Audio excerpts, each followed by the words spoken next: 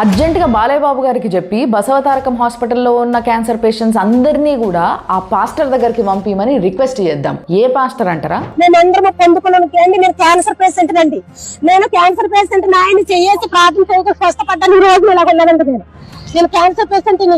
నా కుమారుడు కూడా విన్నారు కదా, మెడికల్ కౌన్సిల్ ఆఫ్ ఇండియా వాళ్ళకి ఒక లెటర్ రాద్దాం. మొత్తం ఇండియాలో ఉన్న అన్ని హాస్పిటల్స్ లో క్యాన్సర్ పేషెంట్స్ ఎంతమంది ఉన్నారో వాళ్ళందరినీ ఆ పాస్టర్ దగ్గరికి పంపిమని రిక్వెస్ట్ చేసుకుంటూ ఒక లెటర్ రాసిద్దాం. అట్లనే ఎంబీబీఎస్ తర్వాత ఆంకాలజీ అనేదే మొత్తం ఆ డిపార్ట్మెంట్ తీసేయండి, ఇక ఎవరు చదువుకోవాల్సిన అవసరం లేదు అని కూడా చెప్దాం. నవజోత్ సింగ్ సిద్ధు వాళ్ళ వైఫ్ కి ఇద్దరికి కూడా 850 కోట్లు కట్టమని చెప్పి నోటీసు పంపిండ్రు.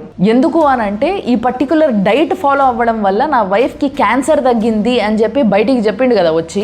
ఇంకా ఒకటే మొత్తం డాక్టర్లు అందరు మీద పడిపోయినరు, అట్లా ఎట్లా తగ్గుతుంది, దానికి ఏం ప్రూఫ్ ఉంది అని చెప్పేసి. ఆయుర్వేదంతో క్యాన్సర్ తగ్గే అవకాశం ఉంది అని ఎవరన్నా అంటే మొత్తం మీడియా వాళ్ళు, యూట్యూబర్లు అందరు దుమ్మెత్తి పోస్తారు. మరి ఆమె చెప్తున్న దానికి క్వశ్చన్ చేసుకుంటే ఎంతమంది డిబేట్ పెట్టినరు, ఎంతమంది చర్చలు చేసిండ్రు? అట్లీస్ట్ కొంతమంది అన్న ఖండించిండ్రా?